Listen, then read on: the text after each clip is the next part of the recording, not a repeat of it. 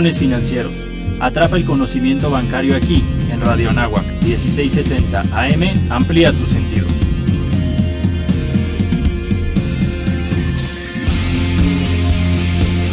Hola, muy buenos días a todos. ¿Cómo están? Yo soy Alberto Ratia y este es su programa Halcones Financieros. Atrapando el conocimiento bancario aquí, en Radio Anáhuac, 1670 AM.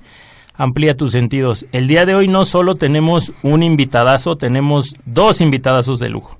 Nos acompaña José Pérez Gorospe, es director senior y líder del Grupo de Análisis e Investigación de Latinoamérica en Standard & Poor's, y Arturo Sánchez, director de Análisis de Instituciones Financieras. Buenos días, Pepe y Arturo, ¿cómo están? Bien, gracias, buenos días. Buenos días, Alberto, saludos a tu auditorio. Gracias, pero bueno, ahora sí le doy la palabra a mis compañeros de vuelo, los demás halcones financieros, que se presenten como siempre. Buenos días, amigos, soy Carlos Cañas y como cada martes agradeciendo su preferencia. ¿Qué tal, amigos? Bienvenidos toda la comunidad universitaria que hoy se incorpora a las actividades. Bienvenidos y pues, con unos invitazos de lujo, nada más y nada menos que Standard & Poor's, ¿no? Representados por José y por Arturo. Bienvenidos. Muchas gracias. Y bueno, sin más ni más, si quieren entramos en materia, y creo que la pregunta básica obligada, si nos podrían compartir un poquito, ¿quién es Standard & Poor's?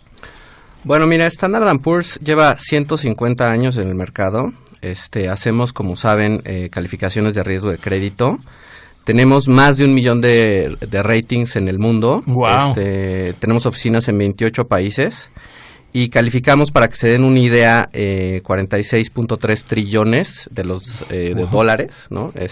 En todo el mundo, ¿no? Tenemos 1,500 analistas más o menos. Y en México, bueno, estamos desde inicios de los 90s. En México llevamos los ratings de parte de Sudamérica, incluyendo toda la parte de Centroamérica y Colombia. Y hacia abajo pues ya tenemos oficinas en Brasil y Argentina, Chile, y tenemos también una oficina en Colombia. Desde México también vemos el Caribe y tenemos alrededor de 1,000 ratings. No, impresionante. Oigan, pregunta muy básica para no ni comprometerme ni comprometerlos. ¿Ustedes dos hacen equipo? ¿Alguno es el jefe del otro? Digo, no vaya a ser que aquí uno le pida vacaciones al otro en el aire y ya lo comprometamos demasiado. No, Arturo y yo fuimos colegas por muchos años. Estuvimos juntos, yo creo que en el equipo de instituciones financieras por 10 años. Yo recientemente me cambié de área a la parte de análisis e investigación. Ah, qué bien. Oigan, ¿y cómo es la presencia de Standard & Poor's en México? ¿Cuánto tiempo tienen? ¿Cómo están organizados? Pues mira, en México estamos desde inicios de los 90s.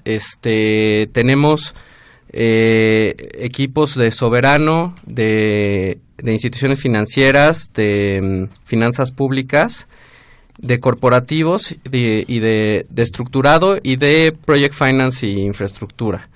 Y bueno, y después pues está toda la parte de editores, back office, etcétera, etcétera, ¿no? Somos alrededor de 100 personas, de los cuales 80 son analistas. Wow. ¿Qué tal, José? Soy Carlos Cañas. Ahorita comentabas que dentro de las distintas ramas que tienen ahí que integran las áreas, tienen la de soberano. Sí. ¿En qué consiste esa área? Mira, el área soberano lo que hace son las calificaciones de los países, que muchas veces la gente identifica a Standard & Poor's específicamente por las calificaciones de los países.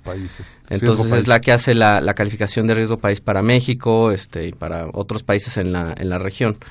En México específicamente lo que se hace es no nada más las calificaciones de los países, pero también el riesgo de estados y municipios y otras entidades relacionadas con el gobierno. Okay. Sí. Y ahorita en México, ¿cómo se ha movido la calificación de los estados a raíz de las recientes elecciones que pasamos? Y, por ejemplo, en el Estado de México y Coahuila y otros estados. Claro. Pues mira, lo ideal ahí es que platique más bien el analista que lleva esos, digamos, entidades. Okay. La verdad es que si bien sí se incorpora toda la parte del aspecto político en las calificaciones, lo que vemos muchas veces en la calificación es el ámbito de qué tanto las políticas van a mantener la capacidad de pago y la voluntad de pago en una entidad. Okay. Es decir, que si en el Estado de México, bueno, pues llega otra administración, pues ver qué tan bien maneja las finanzas para seguir haciendo frente al pago de sus deudas, ¿no? Entonces, eso es lo que importa de la parte política en una calificación, ¿no? Es que, sí, hemos tenido aquí otros invitados que también nos han platicado de la calificación, y nada más para recordarle al auditorio en qué consiste una calificación de un país o de una empresa, una entidad. Sí, es una buena pregunta. En general, una calificación es una opinión acerca de la capacidad de la entidad para hacer frente a sus obligaciones financieras. No nada más medimos capacidad, también medimos voluntad, porque muchas veces una entidad puede tener la capacidad de pagar y simplemente por una mala administración o por aspectos, digamos, políticos decide no pagar. Es correcto, ¿no? Entonces, ese es básicamente lo que implica una calificación. Ahora, es muy importante decir que es una opinión. No es una recomendación de compra, venta, mantenimiento de instrumentos financieros, y tampoco es una auditoría. La calificación entonces es una calificación que le dan a la voluntad o capacidad de pago que tienen las empresas o los países de sus obligaciones financieras, en los términos originalmente pactados. Correcto, ¿no? Sí. Ok. Oye, Arturo. Gracias. Algo muy importante que estamos hablando aquí es ¿cómo mide Standard & Poor's, o cuál es la forma general en la que ustedes determinan una calificación, un análisis? Estamos hablando ahorita de alrededor de 1.500 analistas a nivel global. ¿Cuál sería la tónica como que identifican ese tipo de análisis, ¿no?, para otorgar la calificación, la opinión? Pues nosotros tenemos metodologías y criterios de calificación ya establecidos para dependiendo la entidad y la industria. Entonces hay una metodología establecida para cómo calificar bancos soberanos, empresas corporativas, estados y municipios, proyectos de infraestructura. Y básicamente el proceso del análisis es, después de visitas con la entidad y el análisis de la información financiera, con base en esos criterios y esa metodología, pues nosotros en un comité de calificación, que básicamente está conformado generalmente por cinco analistas, se deba una recomendación sobre qué hacer con la calificación o qué calificación vamos a asignar. En ese comité se discute todo el análisis que prepara el analista, y es básicamente una votación simple, y ahí se toma la decisión sobre qué hacer con la calificación. Supongo que habrá analistas que tengan diferentes opiniones. Ahí habrá un consenso, entonces. No es por consenso. La realidad es que por una mayoría simple se decide la calificación, pero como tú bien mencionas, el comité pues es una discusión muy a profundidad de todos los aspectos que estamos viendo en el análisis de la entidad o de la institución financiera. Y después de esa discusión se puede llegar a un consenso o no, la decisión puede ser unánime o no, pero ahí es donde se toma la decisión sobre la acción de calificación o sobre qué hacer con la calificación. Ok, perfecto. Arturo, José, buenos días aquí, bienvenidos a Halcones Financieros, soy Rafa Molina. La pregunta va encaminada a... se está revisando la calificación actualmente de México, y algunas calificadoras pues la han ido... revisando en forma positiva. ¿Ustedes qué ven al respecto? Nosotros revisamos recientemente, de hecho fuimos los primeros en regresar la perspectiva de la calificación de México de negativa a estable. Entonces, pues sí, lo que vemos es, digamos, una buena reacción de parte de las autoridades en cuanto al deterioro que se venía viendo en la parte del crecimiento de la deuda. Nos preocupaba bastante la trayectoria de la deuda y también la trayectoria del servicio de la deuda, ¿no? Porque pues esto presionaba las finanzas y pues había, digamos, una limitada flexibilidad fiscal, y bueno, no era fácil enfrentar eso, ¿no? Ante eso, pues el gobierno tomó acciones, pues adecuadas, en el sentido de mejorar sus finanzas públicas, especialmente el ajuste a los precios de los combustibles y el recorte de los gastos ha ayudado a estabilizar los niveles de endeudamiento del país. También es importante decir que bueno, pues el remanente de Banco de México también ayudó a reducir de cierta manera el saldo, ¿no?, de la deuda. Gracias. Muy bien, muy interesante. Oigan, y aprovechando ahorita que estamos en la primera sección del programa, para algunos que pudiera ser su primer acercamiento a una calificadora, en sí, ¿qué es una calificadora? ¿Qué sería Standard & Poor's y cómo nos ayuda en nuestras decisiones de inversión? Pues mira, nuevamente la calificadora lo que hace es emitir opiniones acerca de riesgo crediticio de las diferentes entidades, ¿no? Es bien importante que la gente, los inversionistas, el público en general, se quede con esta idea de que la calificación es una opinión. Y en este sentido no emitimos recomendaciones, ¿no? En ese sentido la calificación es una herramienta más de decisión. Okay. ¿No? Bueno, nosotros lo que hacemos es, como observadores totalmente independientes, tomamos toda la información a la que tenemos acceso, hacemos un análisis basado en criterios, y bueno, lo que nos ayuda al ser una calificadora con tantos ratings, con tantos años, es dos cosas: tener analistas muy calificados y con mucha experiencia en los comités de calificación, y poder hacer la comparación de las entidades con otras entidades similares, no nada más en la región, sino en el mundo. Ah, muy bien. Y con eso pues llegar a una calificación que pues haga una opinión sumamente informada y ayude a tomar decisiones. Pero lo que menciona José es importante en relación a que somos o debemos ser vistos como una herramienta más en la toma de decisión de los inversionistas, porque a raíz de la crisis de 2008-2009, que señaló a las agencias calificadoras como una o las principales causantes de la crisis financiera, la realidad es que los bancos o los inversionistas deben tomarnos como una herramienta para complementar su propio análisis, y es una opinión que ahí está, y el inversionista puede estar de acuerdo o no con nosotros, ¿no? Y tomar la decisión de inversión con base en otras herramientas u opiniones que tiene, pero no la agencia calificadora tiene que ser el único o la única herramienta, la única fuente que hay para la toma de decisiones, porque al final del día la gente o los inversionistas también pueden estar en desacuerdo con nuestras opiniones, ¿no? Okay. Pues claro. Oye, Arturo, José, una pregunta. A ver, siempre hablamos de la inversión y lo que tú comentas de las instituciones que ustedes califican. Para que se dé una idea al público, y me gustaría ser claro, ¿a partir de qué tamaño de institución o qué clase de productos entra la calificadora y ustedes emitirían alguna opinión al respecto?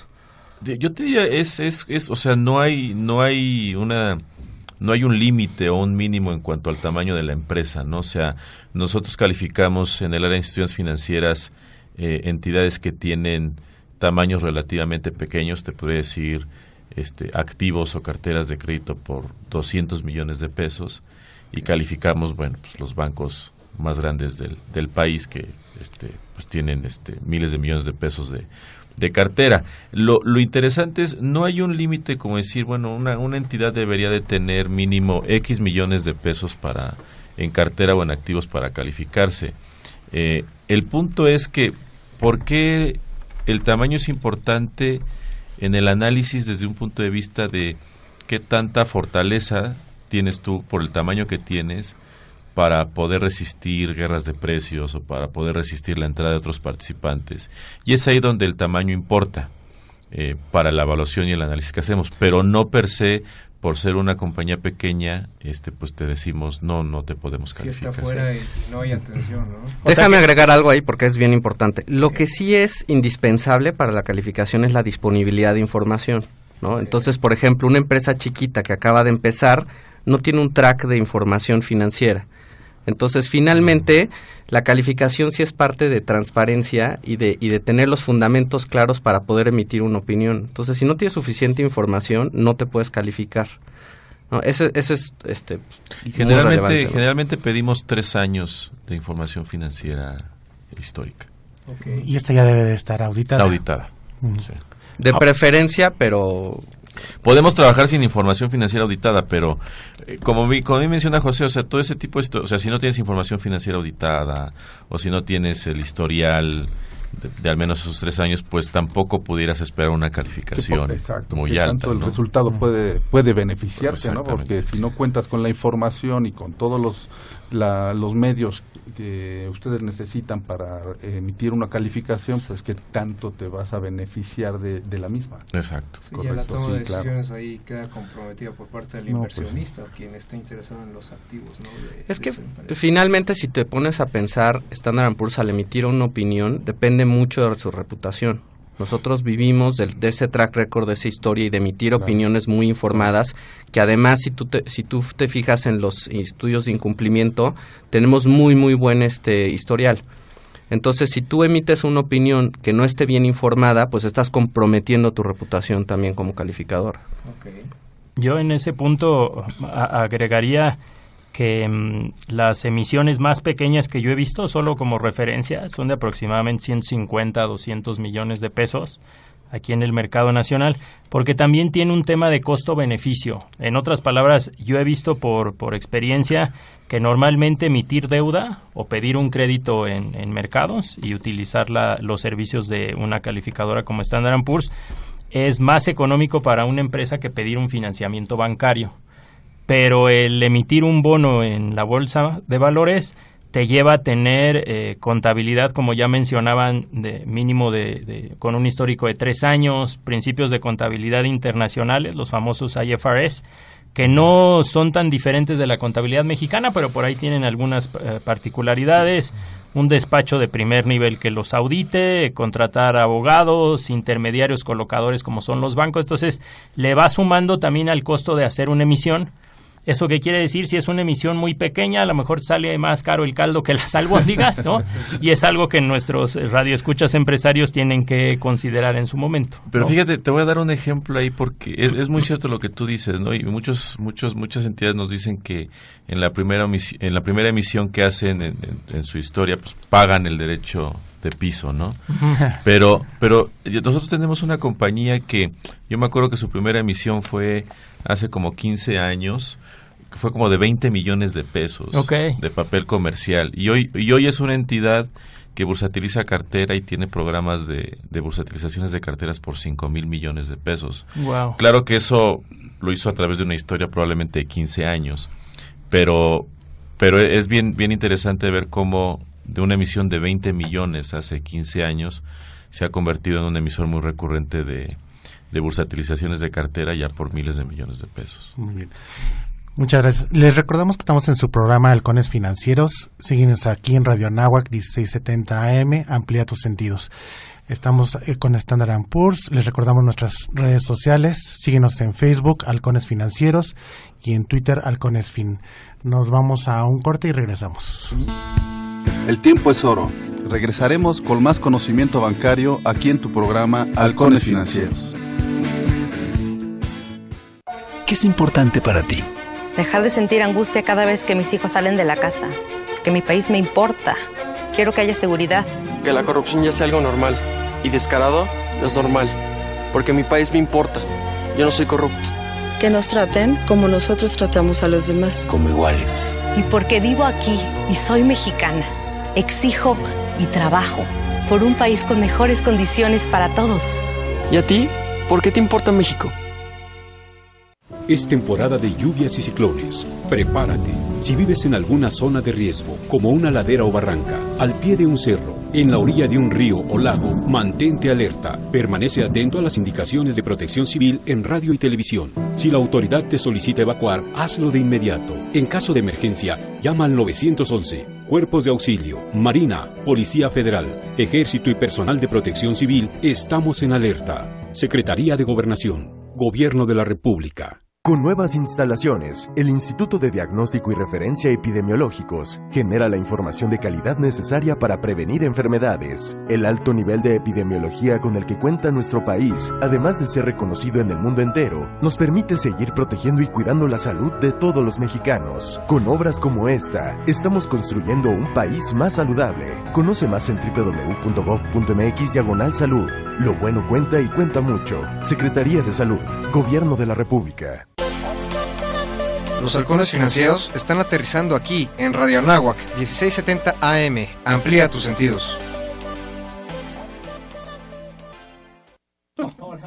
Muy buenos días, estamos de regreso con Standard & Poor's, este es su programa Halcones Financieros. Ya regresó Marisol Huerta, pero la vemos muy trabajadora como siempre para la sección de alimento para halcones. Y bueno, a mí me gustaría también aprovechar y dejar muy claro a nuestros radioescuchas. Entiendo que hay calificaciones de corto y largo plazo y calificaciones, no sé llamarle así, locales o en escala local y en escala internacional. Si nos pudieran ayudar un poquito a explicar esos conceptos para entrar ahora a lo que tiene que ver con instituciones financieras en nuestro país. Sí, mira, las calificaciones, sí es verdad que tenemos varias escalas. Bueno, en la escala global está moneda local y moneda extranjera, que bueno, es para hacer frente a las obligaciones en moneda local o moneda extranjera. Lo que es importante también es distinguir las calificaciones en escala nacional. Nuestra escala nacional se llama escala nacional cabal, ¿no? En honor a la calificadora que alguna vez compró Standard & Poor's para entrar a México. Bueno, las calificaciones escala nacional tienen una nomenclatura que empieza con MX. Es bien importante no confundirlas con las de escala global, porque de ninguna manera un MX AAA es lo mismo que una AAA global. Correcto. Tienen diferente riesgo de incumplimiento. En ese sentido, lo que hace la escala nacional es aislar un poco el riesgo soberano y tratar de ampliar el espectro de calificaciones dentro de un país. Entonces, la escala nacional lo que hace es decirte cuál es el riesgo de incumplimiento dentro de un país en particular, aislando el riesgo soberano. Así es. Oye, y hablando ya de riesgos, ¿cómo ven la situación actual del sistema financiero? Mira, el sistema financiero mexicano, en comparación con otros sistemas financieros en Latinoamérica, la verdad es que se encuentra bastante sólido. Creemos que producto de esto han sido las diversas regulaciones que se han emitido desde hace varios años por parte de la Comisión Nacional Bancaria y de Valores, que ya son regulaciones que están totalmente alineadas a las normas y reglas de Basilea III. México fue el primer país en Latinoamérica que introdujo las normas de capitalización de acuerdo a Basilea III. Fue el primero que introdujo las de liquidez hace un par de años y tenemos entendido que también será el primero en introducir las de los índices de fondo estable. Esta regulación prudente, que también es cierto, hay que reconocerlo, nació a raíz de la crisis de 1994, que fue una crisis demasiado severa, es lo que le ha permitido a los bancos tener realmente índices de capitalización y de liquidez que comparan bastante favorable con otros sistemas en América Latina. Es bien interesante ver cómo, por ejemplo, sistemas financieros que uno pudiera pensar pudieran estar más desarrollados como el chileno, pues no lo es así, ¿no? O sea, Chile apenas introdujo su ley bancaria hace un par de semanas para apenas adoptar y gradualmente introducir las reglas de Basilea III en el sistema financiero chileno. Entonces México en eso ha dado pasos muy importantes, y cuando uno observa el desempeño del sistema financiero mexicano y los índices de cartera vencida en relación al riesgo que suscribe y la rentabilidad que tiene, la realidad es que es un sistema bancario que compara bastante favorable con otros pares en América Latina y de manera muy adecuada con otros sistemas bancarios más desarrollados en el mundo. Perfecto. Y ustedes que tienen la experiencia global, algunas instituciones financieras aquí en México se sienten sobrereguladas. ¿Qué opinan al respecto? ¿Están sobrereguladas? ¿Les falta regulación? Mira, ¿Cómo lo ven ustedes? Yo lo que te diría es que, o sea, desde un punto de vista comparativo, en nuestra opinión, o sea, creemos que la regulación en México es buena. Inclusive muchas veces en el análisis del sistema financiero hemos inclusive comentado y lo hemos publicado que inclusive creemos que falta ciertos temas de regulación para las instituciones financieras no bancarias. Los casos que ocurrieron con FICREA y otros casos que se han dado de fraudes y demás, creemos que el regulador todavía tiene mucha área de oportunidad en ese sentido. Entendemos a los bancos desde el punto de vista del costo regulatorio que eso explica, o que eso implica, mejor dicho, y que quizá por ello siempre existen temas de quejas de los bancos de estar sobreregulados, y el costo regulatorio pues definitivamente siempre va a estar ahí. Pero cuando uno observa la forma en la que el sistema financiero mexicano pudo ver o enfrentar la crisis que se presentó en 2008-2009, pues realmente uno ve y piensa y dice, pues realmente estaba en una situación muy bien posicionada para poder enfrentar ese tipo de crisis. Y creemos que el resultado de eso fue pues índices de liquidez adecuados, niveles de capitalización adecuados, que le hicieron absorber todos esos shocks externos. Entonces, nosotros creemos que la regulación es adecuada cuando la comparamos con los estándares internacionales y entendemos a los bancos desde el punto de vista del costo que eso les genera, ¿no? Sí, yo ahí agregaría también que, o sea, si bien hay costo regulatorio, si tú ves los niveles de rentabilidad en México son muy sólidos, ¿no? Entonces también, o sea, habría que entender eso ayuda, ¿no? en ese aspecto, ¿no? O sea, ver los principales bancos en México tienen unos ROEs, la verdad, bastante buenos, ¿no? Y comparados con otras entidades del mundo, pues comparan muy, muy bien.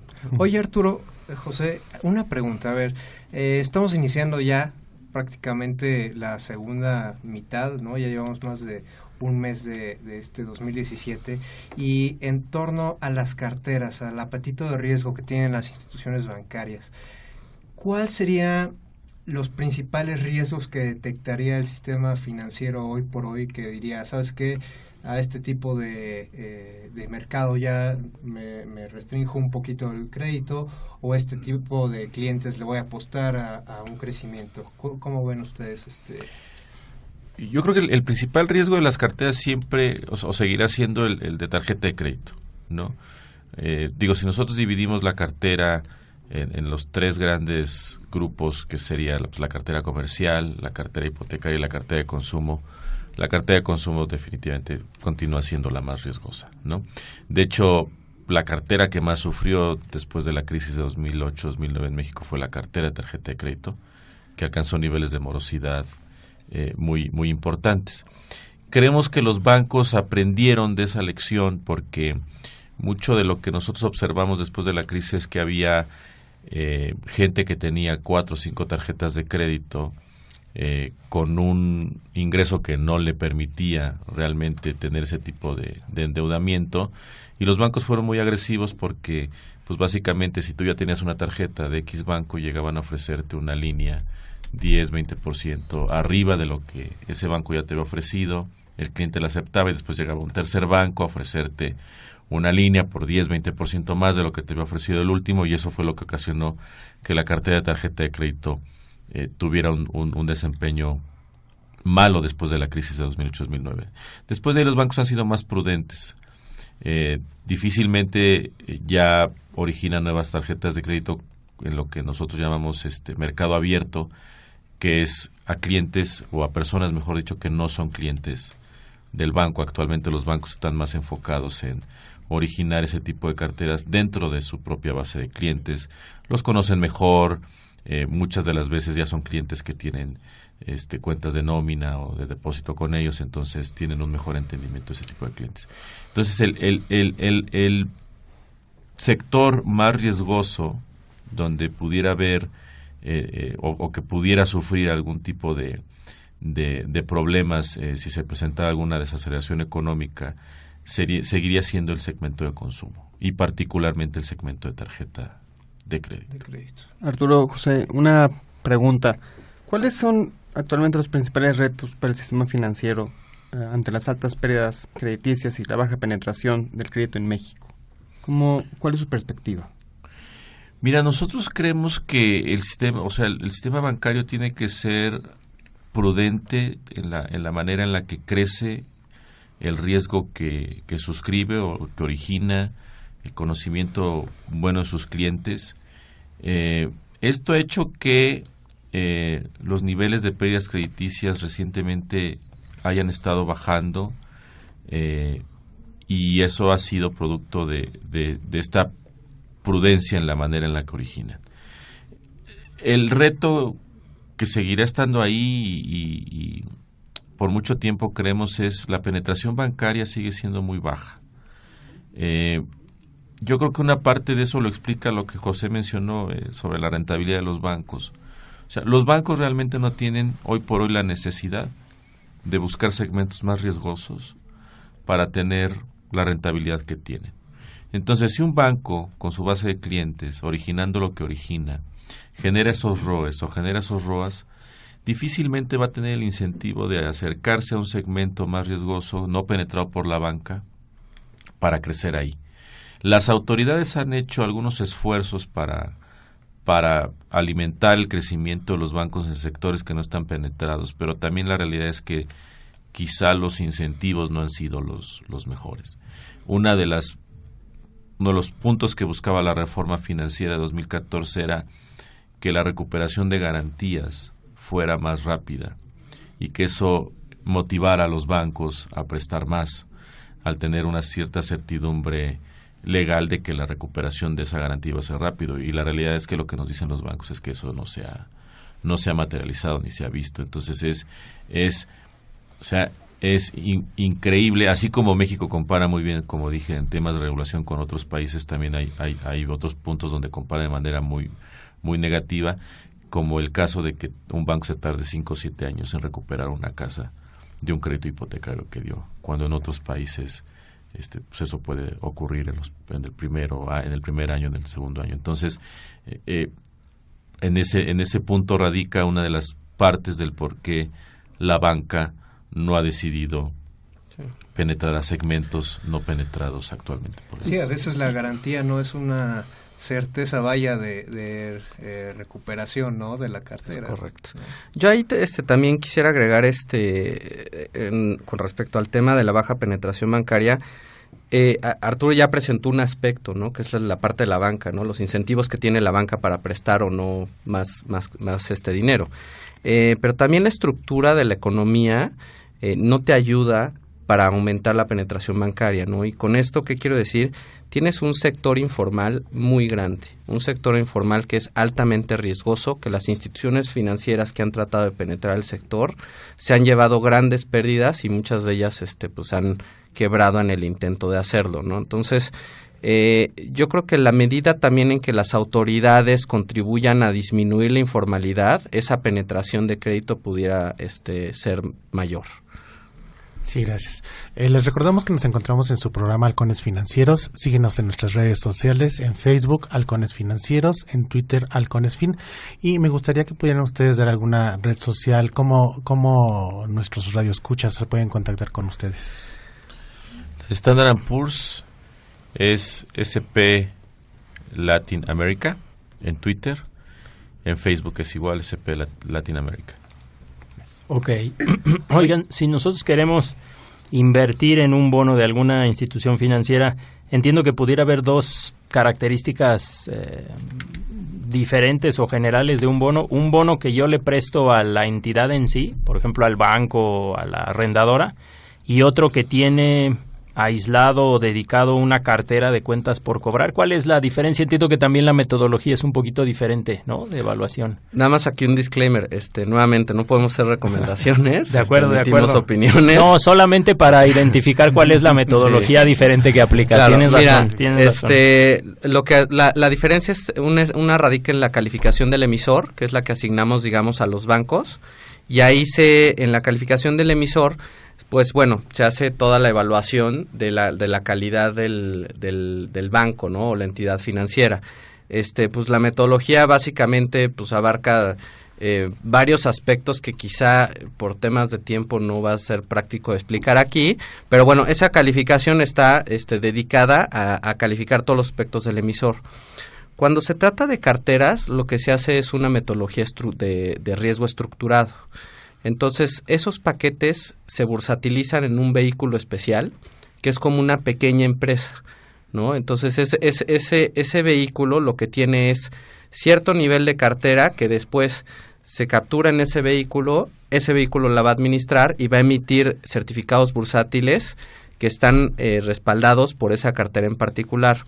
Las ventajas que tiene ese tipo de vehículos es que esa deuda tiene ciertas protecciones. La primera es un aforo, es decir, que hay más cartera de la deuda que se emite. La segunda también puede ser un excess spread, que el spread de la cartera es mucho mayor que el de la deuda que se emite. Okay. Y después hay temas de constancias subordinadas que también pueden funcionar como protección, ¿no? Entonces, esas estructuras suelen tener calificaciones altas debido a que tienen esas protecciones. Okay. Oye, José, soy Carlos Cañas y de acuerdo a lo que ahorita nos acabas de comentar, ¿también entonces están calificando fibras? Fibras sí calificamos, pero me parece que son muy poquitas. ¿Sí? Sí. Solo calificamos una, de hecho. Exactamente. ¿Una? ¿Y utilizan esta misma metodología? No, la metodología de fibras es muy especial, ¿no? Porque en algunos casos lo que sucede ahí es que tú estás calificando la calidad de los bienes que están proveyendo el flujo, ¿no? Entonces vemos cuál es la estabilidad de ese flujo para cubrir la deuda que se emite, ¿no? Entonces, cada metodología es diferente, especialmente en estructurado, cada deal pues tiene sus particularidades. Aunque fundamentalmente, o sea, sería una especie de estructura porque pues al final del día tienes los activos que son los activos de inmobiliario, ¿no? Exactamente, que son los que están proveyendo del flujo para el pago o el repago de esa deuda, que es lo mismo que hace una bursatilización, nada más que ahí lo que tienes en lugar de los activos inmobiliarios es la cartera. La cartera, ok. Muchas gracias, José Arturo. Les recordamos que nos encontramos en su programa Halcones Financieros. Estás escuchando Radio Anáhuac 1670 AM. Síguenos en nuestras redes sociales, en Facebook Halcones Financieros, en Twitter Halcones Fin. No se vayan porque vamos a continuar con esta entrevista después de este corte. El tiempo es oro. Regresaremos con más conocimiento bancario aquí en tu programa Halcones Financieros. Nada en esta vida es fácil y mucho menos llegar al éxito y poder trascender. Acompáñanos a escuchar algunos casos de éxito que tal vez podrán inspirarte para que logres dejar huella en este mundo. En La Odisea con Sandra. Odisea con Sandra. Todos los lunes de 7 a 8 de la mañana por Radio Anáhuac. Amplía tus sentidos. La revista Líderes Mexicanos reconoció a 34 de nuestros egresados y al doctor Cipriano Sánchez García, Legionario de Cristo, rector de la Universidad Anáhuac, México, como parte de la prestigiosa lista de los 300 líderes más influyentes de México en su edición 2017. Nuestra universidad felicita a los miembros de la prestigiosa publicación, quienes tienen la alta responsabilidad de servir a la sociedad, y reconocemos las distintas acciones que realizan a favor de diversas causas sociales para lograr el México que todos buscamos construir. Universidad Anáhuac, formando líderes de acción positiva.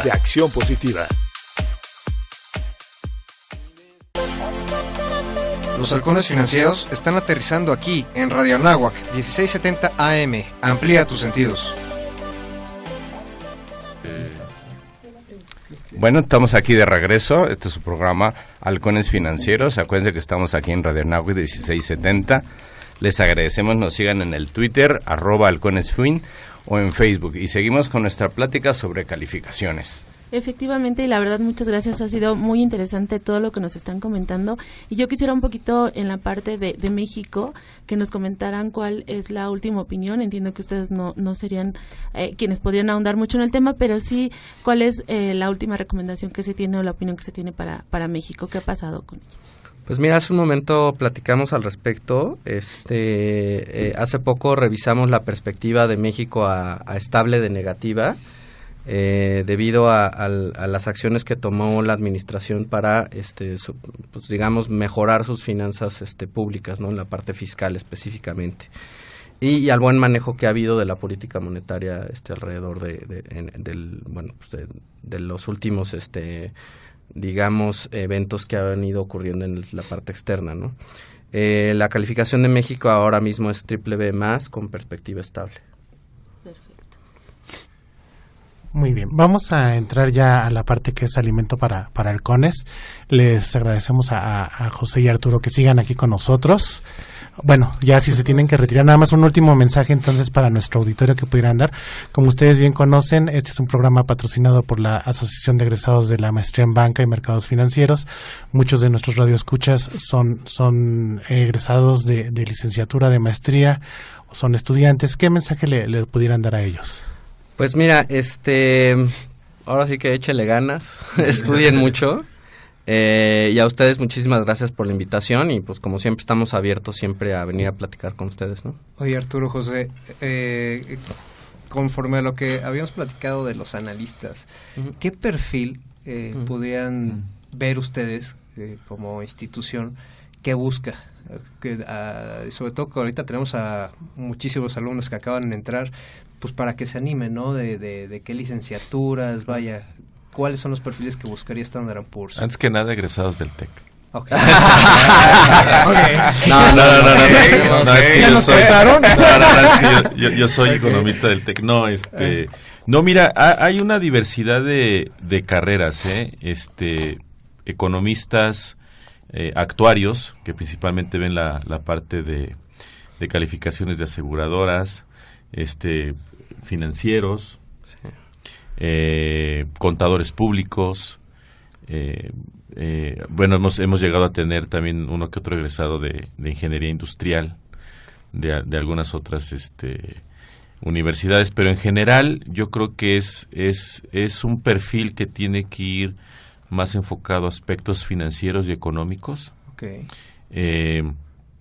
Pero digo, dada por mi experiencia te podría decir que pues básicamente quien entra ahí desde que está terminando de estudiar o recién egresado puede tener una carrera en Standard & Poor's, aunque sí el conocimiento económico y financiero es lo que más pues lo que más se tiene. Yo agregaría ahí bueno, pues primero que nada le tiene que gustar toda la parte financiera, o sea, un buen analista lee todos los días las noticias, está al tanto de los principales indicadores económico-financieros, y está muy bien informado. Y la otra situación en S&P es que desde casi desde la entrada comienzas a tener relación con personas muy importantes de las empresas. Tienes, digamos, una exposición muy alta a altos directivos de las empresas, y en ese sentido también no es nada más el conocimiento que traigas, sino la personalidad que tienes. Entonces, pues por ejemplo, alguien muy introvertido en S&P, pues la verdad es que luego no funciona. Te funciona un ratito para ayudarte con los números, para hacer un poco el análisis, pero después ya no da el brinco a ser de los analistas principales. Tienes que tener cierta personalidad para poder ser, digamos, hacer una carrera de largo plazo. Como una actitud abierta de servicio, supongo, así. De servicio, pero también de facilidad de relacionarte, ¿no? Okay. Que no tengas problema de estar frente de un CEO y hacer una buena pregunta. Pero lo más importante es estar bien informado, tener esta avidez por la lectura, porque vas a leer muchísimas cosas financieras, o sea, estados financieros, prospectos de colocación. Todo ese tipo de información es la que nutre tu análisis. Entonces, si te da flojera, a veces el estado financiero te da flojera, olvídalo. Nada más no. Ok, perfecto. Pues muchísimas gracias. Oigan, y aprovechando... Les agradecemos, y si nos repiten su Twitter antes de que se vayan, así para que... No, espérame, tengo una pregunta. ¿Otra pregunta más? Porque, sí. Okay. Solo porque es tu sección de alimento para... Exactamente, ¿no? O sea, yo no los iba a dejar. Pero ellos solo dan opiniones. Sí, no los hay que ¿no? salir otra vez con el disclaimer aquí, sobre todo en nuestra sección también, que emitimos opiniones, no son recomendaciones al respecto. Entonces, pues me pueden ayudar, yo creo que con esta opinión. La semana pasada Chile fue... la competencia, ¿no? Que fue Fitch, le ajustó la calificación aquí. Me estaban comentando que Standard & Poor's fue el primero que detectó esa downgrade del país. ¿A qué se debió? ¿Cuál a grosso modo fueron los drivers que impulsaron este downgrade. Nuevamente sin ahondar mucho en el tema, porque no somos general. los analistas de Soberano, te podemos platicar un poco lo que pasó en el comunicado y eso es lo que nos podemos atener. La calificación de Chile bajó por un tema de una desaceleración económica que se ha venido dando en los últimos meses. Y ahí lo que sucede es que, bueno, pues esto está un poco apretando sus finanzas, ¿no? También el tema recuerda que Chile es un país que tiene una, pues digamos, dependencia importante en el cobre. Okay. Y pues también el comportamiento del cobre, pues es lo que viene dictando un poco los ingresos fiscales de Chile, ¿no? Eso aunado a también la confianza que hay internamente en cuanto a los inversionistas, pues también ha tenido un efecto, ¿no? Finalmente, en cuanto a cuentas externas, también ha venido, hemos visto cierto deterioro en la parte de la balanza de pagos, ¿no? Entonces, eso es lo que viene presionando la calificación. Okay. ¿Podría llegar a comprometerse en cuestión financiera a nivel bancos? Fíjate que en el análisis del sistema bancario, la decisión que tomamos fue una perspectiva negativa. Entonces, actualmente la mayoría de los bancos chilenos tienen una perspectiva negativa que tiene que ver con las presiones económicas que todavía existen en el país, pero también hay que recordar que Chile tiene la calificación más alta, la calificación soberana más alta en Latinoamérica, ¿no? Chile es A+. Wow. Entonces todavía hay una diferencia de 3 noches con el siguiente país. Contra un Bolivia o contra que sería Venezuela, sí, entonces, ¿no? Chile es un país con una calificación muy alta, ¿no? Muy elevada todavía. Para el estándar. Bueno, pues para el estándar global también, porque ya es difícil encontrar muchos soberanos que estén calificados en esos rangos. Y yo ahí haría un paréntesis, porque es muy importante, quizá, no tiene que ver con Chile, tiene que ver con las calificaciones. Entre más alta sea una calificación, más estrés debe ser capaz de aguantar. Okay. ¿No? Entonces, pues ¿por qué? Porque entonces eso quiere decir que tiene mejor capacidad de pago, ¿no? Entonces, los escenarios de estrés que necesita una AA, una A+, son mucho más fuertes que un escenario de estrés de BBB. A lo mejor es contraintuitivo, pero así sucede. Por eso es más, quizás, digamos que es más difícil, a calificaciones más altas es más difícil subir de calificación, pero es más fácil bajar, ¿no? Porque, como dice José, o sea, las calificaciones altas deben de soportar un cierto nivel de estrés en el cual, pues, cualquier escenario que se te vaya, exacto, entonces es más fácil que la calificación baje a que se vaya al siguiente nivel, ¿no? Ok, perfecto. No, pues agradezco muchísimo su respuesta. Gracias. Perfecto, ¿y si nos regalan su Twitter? Sí, el Twitter es @SPG Ratings Latam. Exacto, sí. Okay. Lo tenemos. Buenísimo. De hecho, si lo pueden checar, ya pusimos un post en el Twitter del programa para que nos den like y nos sigan. Y bueno, pues ahora vamos a entrar a la parte de alimento para halcones con Ricardo y Marisol. Marisol y Ricardo, ¿en dónde los pueden escribir? Marsol Aries 1, y bueno, sí, la verdad, yo me quedé aquí con las calificaciones y muchas preguntas, pero ya habrá oportunidad. Ahorita sí entramos a la parte que les traigo en el tema de esta semana, y es un poquito el análisis que vimos la semana anterior, que bueno, de acuerdo a los tweets que nos mandaron, les gustó mucho el análisis que se hizo acerca del ALA. Ahora traíamos a Mexchem, que en esa ocasión estaba anunciando que había comprado a Netafim, y bueno, que habíamos dicho que el mercado no lo estaba recibiendo positivamente. Netafim, como platicamos la semana anterior, es una empresa israelí que compró Mexchem, donde se pagaron $1,895 millones. Aquí, en el momento de estar analizando, nosotros estamos viendo que nuevamente representa, igual que el ALA, una operación cara. Está hecha a un término múltiplo Firm Value EBITDA 2017 estimado entre 14 veces y 14.5 veces. Esto es arriba de la evaluación que tiene Mexchem de 9.1 veces. Como nosotros habíamos mencionado, esto es justamente lo que el mercado califica y es justamente lo que hizo que el precio de la acción en la última semana haya tenido un retroceso de 3.5%. Sin embargo, ya haciendo el análisis, y aquí les voy a compartir el análisis que hizo mi compañero en Bursamétrica acerca de MECCHEM, y donde Ignacio Cedillo nos hace un buen recuento de lo que ha hecho MECCHEM en los últimos años. Dice que esta compañía de 2008 hasta 2017 ha logrado un incremento de 333% en lo que serían sus ventas. Es un crecimiento bastante fuerte. Si vemos este 333% de una empresa que ha venido en los últimos, digamos, casi 10 años haciendo muchísimas consolidaciones, se ve muy positivo. También está señalando que con la adquisición que se estaría haciendo ahorita de Netafin, los ingresos de la compañía estarían creciendo cerca de 18%, o bien estarían teniendo un incremento de 180% también en los últimos 10 años. En términos de apalancamiento, la empresa ha tenido un nivel de apalancamiento de pasivo total a activo total de 75%. En 2016 cerró con un apalancamiento del 63%, y bueno, para lo que sería el cierre de 2017 estaría bajando incluso a niveles del 57%. Lo que está mencionando el analista es que finalmente esta adquisición de Netafin es una adquisición estratégica, es una adquisición de largo plazo que se ve positiva, por lo cual, pues bueno, ya habíamos mencionado, si bien el mercado la castiga de entrada, y ahorita muchas de las recomendaciones después de la adquisición fue bajarla de compra a mantener, él está señalando que de largo plazo la posición sería positiva. Incluso el consenso del mercado trae un precio objetivo de 54 pesos. El precio de la acción cerró alrededor de 48, bueno, todavía trae un potencial de rendimiento de 13%, sin embargo, pues bueno, lo que se está mencionando es cautela en el largo plazo, y bueno, eso sería el análisis que les habíamos prometido acerca de MECCHEM la semana anterior. Y pasando a otras, pues los que salieron al mercado la semana pasada, ¿no, Mari? Exactamente. Tenemos una sorpresa ahí de Vista Oil and Gas, ¿no? Exacto. Que terminó recabando 30% más de lo que pensaba recabar, alrededor de $650 millones.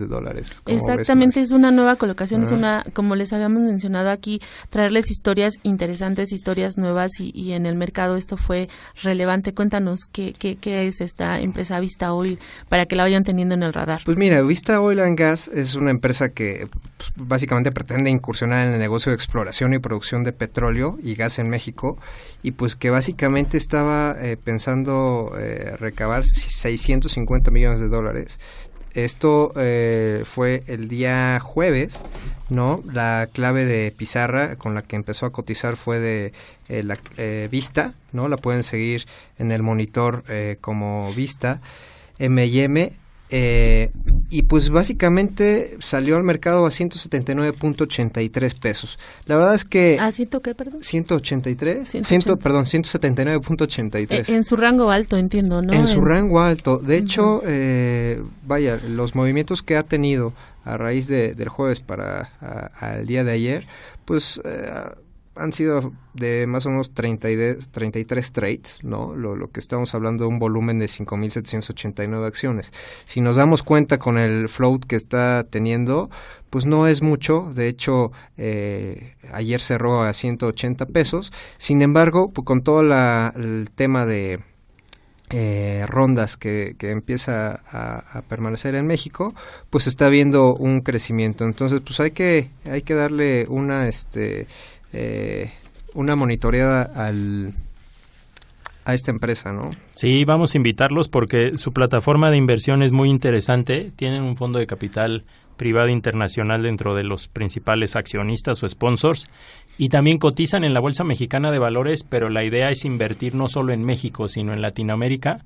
Okay. En temas de oil and gas hablan de Argentina, hablan de Chile, obviamente nuestro país que está creciendo mucho en ese tema.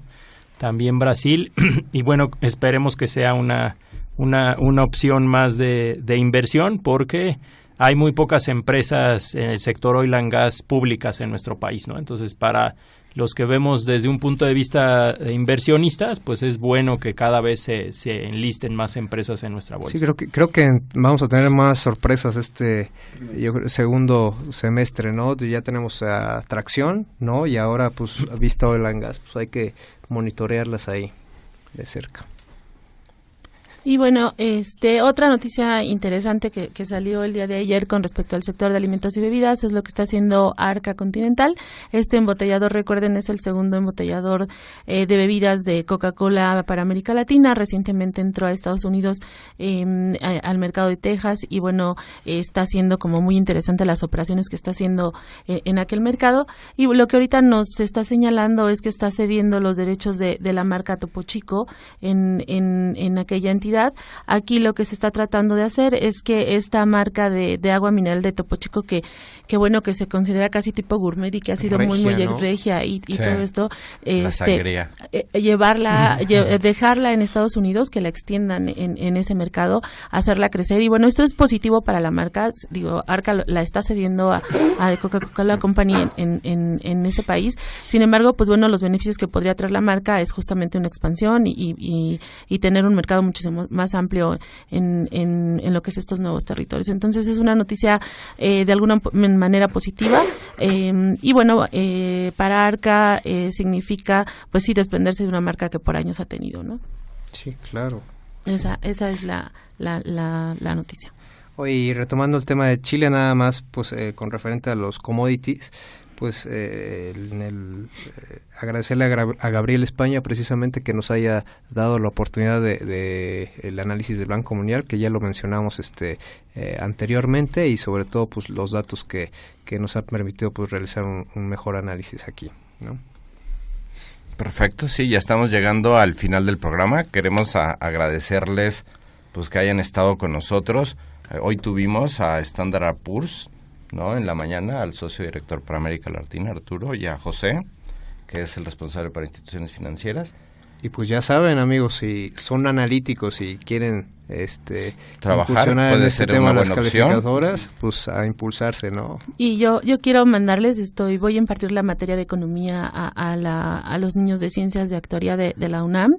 Entonces, pues mandarles un saludo a estos jóvenes y también hacerle extensiva a toda la comunidad universitaria, que bueno, a través de la Asociación Mexicana de Intermediarios Bursátiles se va a dar un evento de análisis técnico. Y entonces, bueno, pues si quieren información, mándenos a través de nuestras redes sociales, les hacemos llegar esta invitación. Pues bueno, nosotros fueron los Halcones Financieros, les agradecemos. Esto es Radio ANAWAC de 1670 AM, amplía tus sentidos. El vuelo terminó por hoy. Halcones Financieros es una producción de la Asociación de Egresados de la Maestría Internacional en Banca y Mercados Financieros. Atrapa el conocimiento bancario aquí, en Radio ANAWAC 1670 AM. Amplía tus sentidos.